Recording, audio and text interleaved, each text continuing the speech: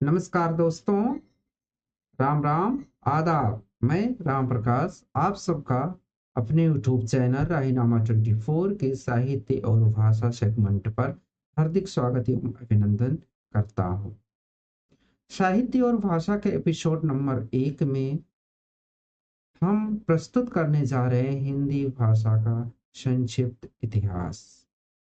इस एपिसोड में हम जानेंगे कि हमारी मातृभाषा हिंदी, जो कि हमारी राष्ट्रभाषा भी है, उसका विकास कैसे हुआ और उसका संवैधानिक दर्जा क्या है। चलो हम शुरू करते हैं। जिससे कि पता है कि हिंदी भाषा का उद्भव और विकास लगभग 1000 वर्षों का भाषाई और ऐतिहासिक परिचय है।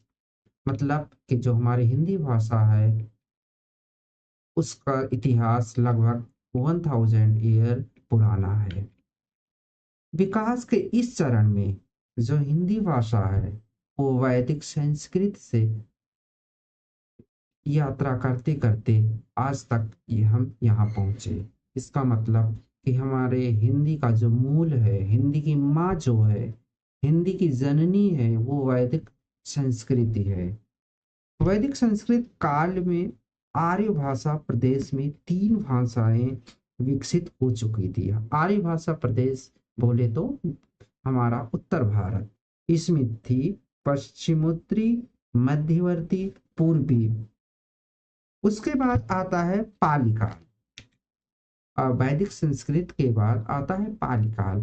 पाली काल में ये भाषाएं बढ़कर 4 हो गई और इसमें जो स्थानीय बोली थी दक्षिणी का विकास हुआ। कुल बोलियों की संख्या अब 4 हो चुकी थी। इसके बाद आता है प्राकृत काल। प्राकृत काल आते आते इनकी संख्या 7 हो गई। इसमें थी ब्राचाड, केके, ठक, सौर सैनी, महाराष्ट्री, अर्धमगधी और मगधी। बाद में अपभ्रंशों का विकास हुआ।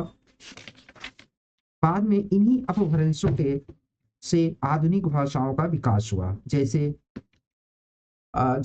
सौर सैनी से पश्चिमी हिंदी, राजस्थानी और गुजराती, वराचट से सिंधी, के कै से लहंदा, टक से पंजाबी, महाराष्ट्री से मराठी, शौर सैनी से गुजराती, राजस्थानी और पश्चिमी हिंदी, अर्ध मगधी से पूर्वी हिंदी, मगधी से बिहारी, बंगला और असमी, उड़िया। इसका मतलब है हिंदी 5 उपभाषाओं या बोलियों का नाम है। जो हम हिंदी बोलते हैं वो 5 भाषाओं या बोलियों का नाम है, जैसे पश्चिमी हिंदी, पूर्वी हिंदी, राजस्थानी, पहाड़ी और बिहारी।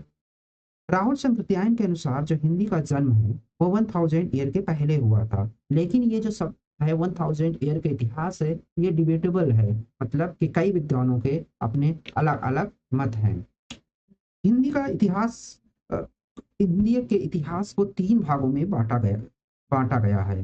पहला भाग है आदिकाल। आदिकाल 1000 ईस्वी से, मतलब वह 1000 ईस्वी से 15 ईस्वी तक रहा। इस काल में ही हिंदी हिंदी अपभ्रंश के बहुत नजदीक थी। मतलब जो संस्कृत के शब्द हिंदी की तरफ आ रहे थे, उसमें मतलब हिंदी भाषा में संस्कृत की मिलावट बहुत ज्यादा थी। और इसमें जो सम्मिलित था वो अपभ्रंश था, पाली थी, प्राकृत भाषा थी। और एक्चुअली इसका रीजन क्या था? इसका रीजन था कि भक्ति कई कारणों से इस प्रभाव में आई थी हिंदी। जैसे कि भक्ति आंदोलन, रामानंदी, कबीरपंथी, मीराबाई, ऐसे ऐसे महापुरुष लोग जब समाज में अपने प्रीचर अपने उपदेश देते थे तो वो हिंदी भाषा में, मतलब हिंदी भाषा में ही देते थे। उसके बाद मुसलमानों के आगमन से बहुत सारे शब्द हमारी हिंदी भाषा में आए। इसमें थे पश्तो, फारसी, अरबी, तुर्की।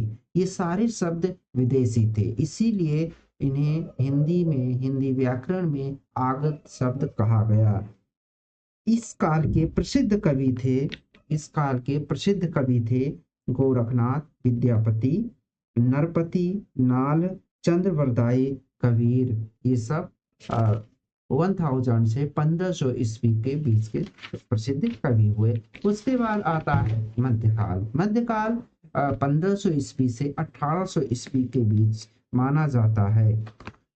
इस काल में फारसी का चलन बढ़ा क्योंकि मुगलों की दरबारी भाषा थी वो फारसी थी और मुगलों का आधिपत्य लगभग पूरे इंडियन सब कॉन्टिनेंट पर हो चुका था। इसलिए हिंदी में फारसी बोलियों का बहुत ज़्यादा महत्व बढ़ा। इसके साथ तुर्की और अरबी फारसी के 5 व्यंजन जो कि हिंदी में आए वो थे का, खा, गा, या, फा। ये सारे व्यंजन फारसी से हिंदी में आए। फारसी के लगभग 3500 शब्द, अरबी के लगभग 2500 से ज्यादा ही शब्द, पश्तो के लगभग 125 शब्द, ये सारे हिंदी में आकर के जुड़ गए और कुल विदेशी शब्द जिसको आगत शब्द भी कहते हैं ये 5000 प्लस से ऊपर पहुंच गई। इसी काल में 8वीं शताब्दी और 19वीं शताब्दी में भारत यूरोप के संपर्क में आया।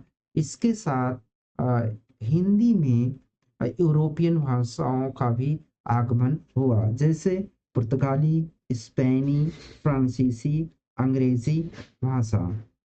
मध्यकाल के जो प्रसिद्ध कवि हुए वो साहित्यकार हुए वो जायसी, सूरदास, मीरा, तुलसीदास, बिहारी दास, भूषण और कुली कुतुब शाह आदि। उसके बाद आता है हमारा आधुनिक काल। आधुनिक काल 1800 से अब तक माना जाता है। हिंदी जो पहले बचपन में थी आधुनिक काल में प्रौढ़ हो चुकी थी और बहुत फूली फली। हिंदी में आगत शब्दों की संख्या बढ़ती गई। इसमें यूरोपियन शब्द, अरबी, फारसी, तुर्की और भी भाषाओं के शब्द आते गए। संक्षेप में अगर कहें तो संस्कृत को हिंदी की जननी कहा जाता है जो प्राचीन आर्य भाषा है। और इसका जो विकास हुआ वो आप देख सकते हैं कि संस्कृत से पाली फिर प्राकृत भाषा का विकास हुआ। अब अपभ्रंश का विकास लगभग 500 से 1000 ईस्वी में माना जाता है। उदाहरण सौर सेनी जिसे हिंदी की निकटतम पूर्वज मानी जाती है। हिंदी को पुरानी हिंदी कहा जाता है और इसका उदय 8th से 10th शताब्दी के बीच में हुआ जो आधुनिक हिंदी और उर्दू की पूर्वज थी। हम ये बता रहे हैं आपको जो हिंदी भाषा है वो हिंदी और उर्दू दोनों की माँ है।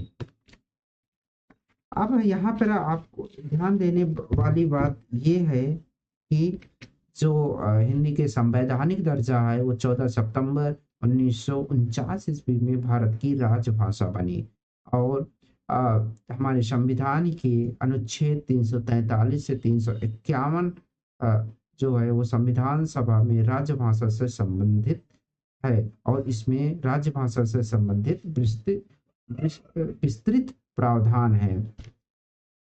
हिंदी अब एक बहुत ही महत्वपूर्ण चीज कि जो हिंदी शब्द है वो फारसी से आया है।